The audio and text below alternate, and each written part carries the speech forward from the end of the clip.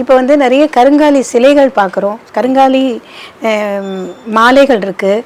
இதை பற்றி கொஞ்சம் சொல்லுங்கள் சார். அதாவது கருங்காலி போடுறதுனால, இந்த மாலை போடுறதுனால என்னென்ன மாதிரி இருக்கும், இந்த சிலைகளை வீட்டில் வைக்கலாமா, அது தவிர எந்திரம்லாம் வேறு இருக்குது, அதை கருங்காலிலே எந்திரம் பண்ணி வச்சுருக்கீங்க, இதெல்லாம் என்ன மாதிரியான பலனை கொடுக்கும், நமக்கு என்ன மாதிரியான வைப்ரேஷன் இருக்கும்னு கொஞ்சம் சொன்னீங்க. கருங்காலிங்கிறது ஒரு கடுமையான மரம். ஓ.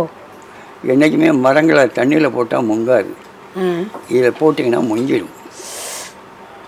கருங்காலின்னு தெரிஞ்சுக்கிறதுக்கு உங்களுக்கு வழி.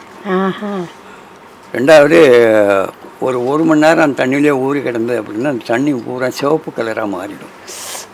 ஓ சரியா. அதான் மருத்துவத்தில் சில பேர் குடிக்கிறாங்க. கேரளாவில் முக்கால்வாசி பேர் அந்த பல நோய்களுக்கு அதை குடிக்கிறாங்க. நாங்கள் அதை ரெக்கமெண்ட் பண்ணுறதில்ல. ஓ சரி சரி. ஏன்னா அதை அவங்கவுங்களுக்குள்ள ஃபேமிலி டாக்டரை கேட்டு இதை தெரிஞ்சு அவங்க உபயோகப்படுத்திக்க வேண்டியது. நாங்கள் வச்சுருக்க பொருள்களாக வச்சுருக்குறோம்.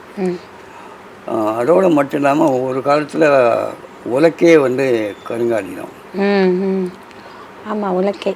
இதை ஒரு உரலில் அந்த உலக்கை நட்டி வச்சுட்டாங்கன்னா, சந்திர கிரகணமோ சூரிய கிரகணமோ நடக்கும்போது நட்டி வச்சுட்டாங்க அப்படின்னா அந்த கீழே கிரகணம் முடிகிற வரையிலும் அந்த உலக்கை கீழே விடாது. உலக்கைக்கு எந்த பிடிப்பும் கிடையாது. ஆட்டோ உரலாம் சும்மா தான் நிற்கும். யார் பிடிச்சிக்கவோ அதை வேறு அரிசியோ இதை போட்டு அதை சப்போர்ட் பண்ணி நிற்கவோ வைக்க மாட்டாங்க. வெறும் இதை நட்டி வச்சுட்டு கிரகணம் ஆரம்பிக்கும் போது நட்டினீங்கன்னா அது நின்றுக்கணும். கிரகணம் முடியும் போது தன்னை போல சாஞ்சு விடுங்க. ஓ, இயற்கையிலேயே அப்படி அந்த தன்மை உண்டு. அதனால் என்ன பண்ணுவோன்னா, ஆதி காலத்தில் கிரகணம் முடிக்கும்போது ஒரு கட்டையை வெளியில் போட்டிருப்பாங்க. கருங்காலி கட்டையிலேருந்து அந்த கட்டைக்கு மாறிட்டாங்க. இது மரத்தை பார்த்தீங்கன்னா ஒரு சிவப்பு கலராகவோ சாதாரண மரமாகும். உள்ளுக்குள்ளே வைரம் பாய்ஞ்ச பகுதி தான் அந்த மாதிரி சுத்த கருப்பாக இருக்கும்.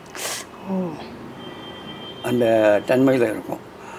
நீண்ட காலத்துக்கு உழைக்கக்கூடியது. கோபுர கலசங்கள், கற்பக்கரை விமானங்கள் பார்த்துருப்பீங்க நீங்கள் இல்லையா? அதில் அந்த கலசத்தையும் அல்லது கோபுரத்தையும் இணைக்கிறதுக்கு ஒரு குச்சி கொடுப்பாங்க. அந்த கலசத்துக்குள்ளே அதை நட்டி வச்சுருப்பாங்க. அதை இதில் பதிப்பாங்க. அது கருங்காலி. இடி மின்னல்கள் எது வந்தாலும் தாக்காது. நம்ம அதை போட்டிருக்கவங்கள வச்சுருக்கவங்க இடிதாங்கி மாதிரி அது இந்த கருங்காலியினுடைய வேலை. இதிலிருந்தே எப்படிப்பட்ட நெகட்டிவ் எடுக்குதுன்னு உங்களுக்கு புரியுது இல்லையா? அந்த மாதிரி இன்றைக்கும் இப்போ கோயில்களில் அந்த மாதிரி இதில் பதிக்கிறது அதிகமாக இல்லை.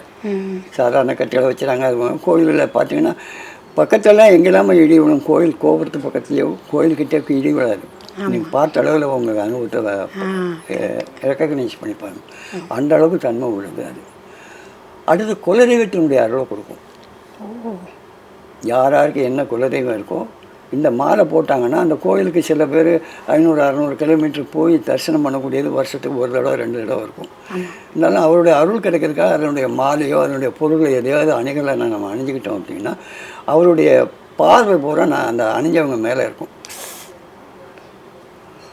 ராத்திரி 12 மணிக்கு போனாலும் நீங்கள் தன்னந்தனியாக போனீங்கன்னாலும் அந்த சிக்கோ மாலையோ எதாவது போட்டுட்டு போனீங்கன்னா ஒரு தைரியமாக போகலாம். எந்திரம் மாதிரி இருக்குது, நம்பர் போட்டு. எந்திரம் வந்து விக்கிரகங்கள் வீட்டு பூஜை ரூமில் விக்கிரகங்கள் வச்சுருப்பீங்க, சின்ன விக்கிரகம். ஆமாம். அதுக்கு காப்பர் எந்திரம் அது எது வைக்கணுமான விசேஷ பூஜைகள் அது எது பண்ணணும். இந்த கருங்காலில் பண்ணும்போது அதில் இருக்கக்கூடிய நெகட்டிவ்ஸை பூரா எடுத்துருச்சுன்னா இது எந்திரமாக இது பண்ணதுக்கு வேலையை செய்யுமா. அந்த மாதிரி இந்த விக்கிரம் வந்து விக்கிரமாக இருக்கும்போது உங்களுக்கு தெரியுமே எல்லா விதமான சக்தியும் கொடுக்கும். அணியிற காட்சியிலும் விக்கிரமாக இருக்கும்போது அந்த வீட்டில் இருக்கக்கூடியவங்க அத்தனை பேருக்குமே அது பலன் கொடுக்கும். அந்த தன்மையை கொடுக்கும். அது தவிர வந்து இதுலேயே வளையல்கள் போட்டிருக்கிறோம், பிரேஸ்லெட்டு போட்டிருக்கிறோம், எல்லாம் கலந்த ஒரு இதுவும் போட்டிருக்கிறோம், கீ செயின் போட்டிருக்கிறோம். இந்த மாதிரி எல்லாமே இருக்கிறதுனால இது பல விதமான உபயோகங்களுக்கும் நமக்கு ஒரு பாதுகாப்பை கொடுத்து வரக்கூடிய. இன்னைக்கு யங்ஸ்டர்ஸ் கூட போட்டுக்கலாம், யங்ஸ்டர்ஸ்க்கெலாம் கூட நல்ல வைப்ரேஷனுக்கு. ஓகே, ஆண் பெண் யார் வேணாலும் போடலாம். இதுக்கு அந்த 2-3 நாள் பிரச்சனைகள்லாம் பார்க்க அவசியம் இல்லை, பார்க்க வேண்டியதில்லை. ஓகே, அந்த மாதிரி தன்மை வெரி குட். எப்பவும் போட்டு இது பண்ணலாம். இந்த மரகதம் அந்த பச்சை சிலைகள் இருக்குது, அதெல்லாம் பார்த்தா சின்னதுலேருந்து பெரிய லெவல் வரைக்கும் இருக்குது. இந்த மரகத பச்சையோட மகத்துவம் என்ன ஐயா? அதுக்குன்னு ஒரு இது இருக்கும். சுவாமி சிலைகளில் இந்த பிள்ளையார்லேருந்து எல்லாமே இருக்குது பார்த்தேன். ஸ்படிக மாலை இருக்குது, ஸ்படிகத்தில் சிவன் இருக்குது. இந்த சிவன் எல்லாம் அபிஷேகம் பண்ணணும், டெய்லி அபிஷேகம் பண்ண வேண்டிய ஒரு இது இருக்கா? அதுக்குன்னு ஏதாவது தாத்பரியம்? ரத்தனங்களில் உள்ளதுக்கு எதுக்குமே அபிஷேகம் அடிக்கடி பண்ணணுங்கிற அவசியம் இல்லை. ப்ரீஷியஸ் ஸ்டோன்னு சொல்லக்கூடிய ரத்தனம்னு சொல்லக்கூடியது எதுனா 9 ம் நவரத்தனங்கள்னு சொல்கிறது. ம் மாணிக்கம், மரகதம், முத்து, பவளம் இப்படி வரும், 9 வரும். ஒவ்வொரு ரத்தனங்களுக்கும் 7-8 உபரத்தனங்கள் இருக்குது. அதுவும் இயற்கையானது, இது இயற்கையானது. ஆனால் இது அது சக்தி 100% கொடுக்குன்னா இது 50-60% சக்தியை கொடுக்கும். ஒரு பலனை வந்து ஒரு 10 நாளையில் அடைகிற ரத்தனத்தை கும்பிட்டனால அப்படின்னா இது ஒரு மாதத்தில் அந்த பலன் கிடைக்கும், நிச்சயமாக கிடைக்கும். ஆனால் விலையில் பார்த்தீங்கன்னா அது எங்கேயோ இருக்கும், எல்லாரையும் வாங்க முடியாது. இது யார் வேணாலும் வாங்கி வைக்கலாம், அந்த தன்மை கொடுக்கும். ஓகே. மாணிக்கத்தில் இருக்கிற இடம் தெரியுமா உங்களுக்கு? மாணிக்கம் மதுரை சோமசுந்தரேஸ்வரர் வந்து மாணிக்கம். ஓ, மதுரை. ஆமாம். அப்படியே இந்த 12 மூர்த்தி சொன்னாங்க. அதை போல் இன்றைக்கி மதுரை மீனாட்சி அம்மன் கோவிலில் நீங்கள் எங்கேருந்து சொன்னீங்கன்னாலும் சரி எல்லாருக்குமே தெரியும் உலகத்தில். அதை காட்டில் பெரிய கோவில்கள் இந்த கோவிலெல்லாம் நிறைய இருக்குது. இருந்தாலும் இந்த கோவிலுடைய இது வரும். மரகரம், அது அம்பாள். அவளுக்கு பேரே மரகத மீனாட்சின்னு பேர், கேள்விப்பட்டேன். மீனாட்சி செல்வ வளத்தை வாரி வாரி கொடுக்கும், கலை நுணுக்கங்களை நிறைய கொடுக்கும்.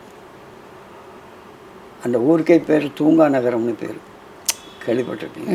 அப்படி விழாக்கள் நடத்தணுமானா இந்த கோயிலில் சகல வசதியும் இருக்கணும் இல்லையா? அதனால் அவள் இருக்கக்கூடிய இடத்துல செல்வங்கள் பெறுது, இவர் இருக்கக்கூடிய இடத்துல பப்ளிசிட்டி பெறுவது, இந்த தன்மையை கொடுக்கக்கூடியது. இதை போல் ஒவ்வொரு ரத்தனமும் ஒவ்வொரு வகைக்கு அதை உபயோகப்பட்டு வருது. அது நவரத்னங்கள் வந்து மாலையாகவும் இருக்குது, எங்கிட்ட விக்கிரங்களாகவும் இருக்குது. அந்த ரத்தனங்களுக்கு உள்ளதுக்கு அடிக்கடி அபிஷேகம் பண்ணணுங்கிற அவசியம் இல்லை. முக்கியமான விரதங்கள், முக்கியமான இதுக்கே பண்ணலாம். உத்தரகோச மங்கையில் மரகதத்தில் நடராஜர் இருக்கு, கேள்விப்பட்டிருப்பீங்கன்னு நினைக்கிறேன். வருஷத்தில் 5 நாள் தான் அவருக்கு அபிஷேகம் நடராஜருக்கு. அந்த மாதிரி ரத்தனத்தில் இருக்காங்க. மற்ற நேரம்லாம் சந்தனத்தை பூசி எப்படி வச்சுருவாங்க. மதுரை மீனாட்சி அம்மன் கோயிலில் ரெண்டுமே இது பண்ணி இந்த மேரு யூஸ் பண்ணுறாங்க. மேரு அம்பாளுக்கு மேருங்கிறது வந்து ஸ்ரீசக்கரம்னு கேள்விப்பட்டிருக்கேன். ஆமாம், ஸ்ரீசக்கரம். ஸ்ரீசக்கரம் வந்து பிளாட்டாக இருக்கும். அதில் இருக்கக்கூடிய அந்த கோணங்கள் எல்லாத்தையும் அப்படியே உயரமாக கொண்டு வர பேர் தான் மகாமேரு. பெரும்பாலும் அம்பாளுகளுக்கு முன்னாடி இருக்கும் அது. ஆமாம், எல்லா தெய்வத்தையும் கும்பிட்ட பலனை கொடுக்கக்கூடியது அது மேரு. ஆமாம். ஓ, ஒரு மேரு நீங்கள் கும்பிட்டீங்க அப்படின்னாலே அந்த கோயில் போல், இந்த கோயில் போல், அதுக்கு போல், இதுக்கு போல் அந்த வருத்தம் வேண்டியதில்லை. எல்லா தெய்வத்தினுடைய பலனும் கிடைக்கும். அது புவனேஸ்வரியா யாரோன்னு நினைக்கிறேன். அவளுக்கு முன்னாடி அந்த படத்துக்கு முன்னாடியே பார்த்தீங்கன்னா மகாமேரு இருக்கும். அது வந்து அதுலேயே நீங்கள் வந்து பச்சை கலர்லேயும் இருக்குது, ஒவ்வொரு இதுலேயும் பித்தளையிலையும் இருக்குது. நம்ம இதில் இந்த மாதிரி பச்சை இதில் வாங்குறதுங்கிறது நல்ல விசேஷமா? அது மாதிரி உலகங்களில் வாங்குறதுக்கு ஒவ்வொரு உலகத்துக்கும் ஒவ்வொரு பர்சன்டேஜ் டெவலப்மெண்ட் இருக்குது. Okay okay. அதனால தான் விற்கிறஞ்சையில் பஞ்சலோகத்துலேயும் செய்கிறாங்க, பித்தளையிலையும் செய்கிறாங்க. ஆமாம். பித்தளையிலைங்கிறது ஈயமும் துத்தநாகமும் சேரக்கூடிய மெட்டீரியல். காப்பர் கொஞ்சம் சேருது, அது பித்தளை. பஞ்சலோகங்கிறது செம்பு, தங்கம், வெள்ளி, செம்பு, துத்தநாகம், ஈயம், இந்த 5 உலோகத்தை சேர்த்து தான் பஞ்சலோகம் விற்கரம் செய்வாங்க. இந்த மேரு வீட்டில் வைக்கிறதுல வைக்கலாம் இல்லையா? ஐயா, தாராளமாக வைக்கலாமா. சரி, அதை டெய்லி வழிபடுறது நீங்கள் சொன்ன மாதிரி எல்லா தெய்வத்தையும் கும்பிட்ட பலன் இருக்கும், வழிபட்ட மாதிரி ஒரு பலன் இருக்கும். எல்லா விதமான பலனையும் கொடுக்கும், எல்லா விதமான பலனையும் கொடுக்கும். ஓ சரி. இப்போ நீங்கள் இந்த கண்காட்சியில் சில விஷயங்கள்லாம் போட்டிருக்கீங்க. ஒரு இதை எடுத்தீங்கன்னா உங்களுக்கு எவ்வளோ ரூபாயில் 2000 ரூபா மதிப்பு கொடுத்தா போதும், இது எந்த அது உங்களுக்கு வந்து அது எவ்வளோ ரூபா இருந்தாலும் 3 லட்சம் வரைக்கும் கிட்ட அது கிடைக்கும் அப்படின்னு நீங்கள் சொல்லியிருக்கீங்க. அது ஒரு பெரிய விஷயமா இருக்குது. அது எதுக்காக அப்படி ஒரு ஆஃபரை மாதிரி கொடுத்துருக்கீங்க? நாங்கள் இதுக்கு முன்னாடியெல்லாம் அந்த மாதிரி பூஜைகள் இதெல்லாம் பண்ணோம், வச்சோம், எல்லாம் பண்ணோம். பட் இடையில இந்த இது கொரோனா இது வந்ததுனால அதில் தொடர்ந்து செய்ய முடியாதனால அதை விட்டுட்டோம். சரி. அதுக்கு பதில் வந்து விநாயகர் சதுர்த்திக்கு இங்கே ஒரு தனி கண்காட்சி போடுவோம். அந்த இது நடந்துக்கிட்டு இருக்கு. இப்போ ஒன்றுமே செய்யல, 1 வருஷம் 2 வருஷமாக மக்களுக்கு சேவை செய்த மாதிரியே இருக்கட்டும், அவங்களுக்கு பலன் இருக்கட்டும். பலவிதமான தேவைகள் இருக்கும் அவங்களுக்கு. ஆனால் அந்த தேவைகளை நிவர்த்தி பண்ணக்கூடிய அளவுக்கு ஒரு பொருளை வாங்கணுமானா அது விலை கூடுனதாகவும் இருக்கும். இப்போ விலை சொல்லி சொன்னால இந்த மாதிரி இருக்கும். அந்த தன்மை உள்ள பொருளை வாங்கும்போது அவங்களுக்கு சிரமப்படுறதுக்கு வாய்ப்பு உண்டு. ₹2000 கொடுத்தா நாங்கள் ஒரு கூப்பனை கொடுக்குறோம். அந்த கூப்பனில் நம்பர் மறைஞ்சிருக்கும். நம்பரை ஸ்க்ராட்ச் பண்ணி பார்த்தோம் அப்படின்னா அதில் என்னென்ன பொருள் என்ன நம்பருக்கு வருங்கிறது இருக்கும். அதில் இங்கே இருக்கக்கூடிய சகல விதமான பொருள்களுமே வருது. வேல்யூ அப்படின்னு எடுத்திங்கன்னா குறைஞ்சது ₹2000 இருக்கும். கூடுனது ₹3,70,000 வரையில் உள்ள பொருள்கள் வருது. அது அவங்கவுங்க யோகத்தை பொறுத்தது. இதுலேயும் ஆமாம், இதுலேயும் இப்போ கடவுளோட அதிர்ஷ்டம் தான் சொல்லணும் இப்படி கிடச்சதுன்னா. இது ஒரு அனுபவத்தை ஒரு கஸ்டமர்கிட்ட நாங்கள் பார்த்தோம். அவர் வந்து எடுத்தார், ரொம்ப கஷ்டப்பட்டு நல்லா வாழ்ந்தார், இப்போ கஷ்டப்பட்டுக்கிட்டு இருக்காரு. வந்து வாழ்ந்த உடனே எங்கே வந்த உடனே நாங்கள் அவருக்கு இதை சஜஸ்ட் பண்ணோம். அப்போ வந்து சரி ஒரு சீட்டு கொடுங்க அப்படின்னாரு. சீட்டை கொடுத்தோம். மரகதம் இங்கே விழுந்தது. ஓ, அது எவ்வளோ விலை? அது 15 ஆரம்பித்து 33,000 வரையில் இருக்குது. 1,50,000 இருக்குது. அவருக்கு விழுந்த 33,000. 2000 அந்த இதை எடுத்து 15,000 உள்ள பொருள் அவருக்கு கிடைச்சது. ஓ, கண்ணீர் வந்துடுச்சு அவருக்கு. அப்போ அவருக்கு ஏன்னா நான் குடியிருக்கிற வீட்டு பக்கம் தான் அவர் குடியிருந்து வாழ்ந்ததுன்னு தெரியும், இப்போ இருக்கக்கூடிய நிலைன்னு தெரியும். ஆனால் இது தெய்வம் கொடுக்குறது உங்களுக்கு என்ன பிரச்சனை இருக்கோ என்ன தீர்ப்பாங்களோன்னா நாங்கள் சொன்னோம். அதே போல் அவரை எடுத்தார். அவர் இன்றைக்கி சந்தோஷமாக இருக்கிறேன்னு என்கிட்ட பேசிக்கிறாரு. இது எத்தனாவது கண்காட்சின்னு சொல்ல முடியுமா ஐயா? நீங்கள் இது வரைக்கும் எவ்வளோ கண்காட்சிகள் நடத்திருக்கீங்க? பெர்மனண்டாக பண்ணிட்டோம்மா. இது பர்மனெண்ட். அந்த ஹால் வந்து பெர்மனண்டாக இருக்கும். சரி. அதில் அக்கேஷனில் இப்படி ஒவ்வொன்றும் ஒவ்வொரு விதமான ஆஃபர் இதை பண்ணிகிட்டு இருப்போம். சரி.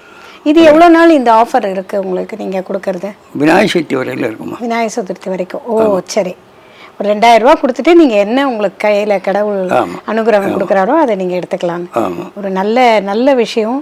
அதுவும் ஒவ்வொருத்தருக்குமே அப்புறம் ஆண்டவன்கிட்ட உத்தரவு கேட்போம். ஒரு எக்ஸ்டெண்ட் பண்ணணுன்னா பண்ணுவோம், இல்லைன்னா விட்டுருவோம். இதில் யாரும் முக்கியமானவங்க இதை விவரமே தெரியாமல் எங்கேயாவது உட்காந்துருப்பாங்க. இப்போ எங்களுக்கு வெளிநாட்டு வாடிக்கையாளர்களும் இதில் இருக்காங்க. நாங்கள் இங்கே இருக்கிறோம். இந்த 12 நம்பர் உலகம்புறம். இப்போ எங்கள் சிவாம்சங்கிறது உலகம்புறம் வரை இருக்குது. நாங்கள் இதுவரையிலும் வெளிநாட்டில் எந்த இடத்துலையும் கண்காட்சி போட்டதில்லை. ஆனால் கூப்பிட்டுக்கிட்டு இருக்காங்க. சிங்கப்பூரில் கூப்பிட்றாங்க, மலேசியா கூப்பிட்றாங்க, எல்லாம் கூப்பிட்றாங்க. பார்ப்போம்னு சொல்லிகிட்டு இருக்கோம். ஆனால் அதுக்குள்ளே இப்போ எல்லா இடமும் பரவிக்கிட்டு இருக்கு. பெரிய ருட்டாச்சத்தினுடைய அனுபவத்தை நான் போட்டிருக்கேன். ஒரு சித்தமாவில் போட்டிருக்கேன். இந்த சித்தமாவில் போட விட்டு எனக்கு இவ்வளோ வளர்ச்சி கிடைச்சிது, இன்னும் கிடைக்கும்னு நம்பிக்கிட்டு இருக்கேன். ரொம்ப சந்தோஷம். இது வந்து இன்னைக்கு இருக்கிற யங்ஸ்டர்ஸும் இந்த மாதிரியான விஷயங்களை தெரிஞ்சுட்டு இதில் இருக்கிற நல்ல விஷயங்களெல்லாம் எடுத்துட்டு ஒரு ஆன்மீக பாதைக்கு நல்ல வழிவகுத்து கொடுத்துருக்கிறது உங்களோட பெரிய எங்களுக்கு மக்களுக்கு கிடைச்ச ஒரு பெரிய ஆஃபர் தான் இது. இதை எல்லாருமே பயன்படுத்திக்கணும்னு தான் நினைக்கிறோம். உங்களும் எவ்வளோக்கெவ்வளோ இன்னும் வளர்ச்சி அடைஞ்சிட்டே இருக்கணும்னு சங்கரா டிவி சார்பாக நன்றி சொல்கிறேன் ஐயா. இதை ஆரம்பித்தது எவ்வளோ வருஷம் இருக்கும்னு அதை மட்டும் சொல்லிடுங்க. 20 வருஷம். 20 வருஷம். 25 வருஷம் ஆக போகுது. 24 முடிய போகுது. 2000 ஆரம்பித்தோம் பார்த்துங்களேன். 2000. ஓகே. ஆமாம். நீங்கள் வந்து எத்தனையோ வேலைகளுக்கு மத்தியில் எங்கிட்ட வந்து பேட்டி எடுத்து பலருக்கும் உதவு மாதிரி ஒரு தர்ம காரியத்தையும் தெய்வ காரியத்தையும் நீங்கள் பண்போடு செய்திருப்பது பலருக்கும் பலனை கொடுக்கும். நான் சொன்ன பணிகள் சிறுசாக இருந்தாலும் பெருசாக இருந்தாலும் அது பெருசாக்கக்கூடிய தன்மைக்கு நீங்கள் செயலாற்றியிருக்கிறீர்கள். அதுக்கு எல்லோருக்குமே என்னுடைய நன்றி. வாசகர்கள் மற்ற பேர் யாருக்குமே வந்து இது பலவிதமான உதவிகரமாக இருக்குங்கிறதை எதிர்காலத்தில் உங்களிடமே அவங்க தெரிவிக்கிறதுக்கு வாய்ப்புகள் உண்டு. சங்கரா டிவி நேயர்களுக்கும் மற்ற பேர்களுக்கும் அவர்கள் வாய் மூலமாக கேட்டு வரக்கூடிய ஆன்மீக பக்தர்களுக்கும் சாதாரண மனிதர்களுக்கும் எல்லாருக்குமே என்னுடைய அன்பான வாழ்த்துக்கள். நன்றி.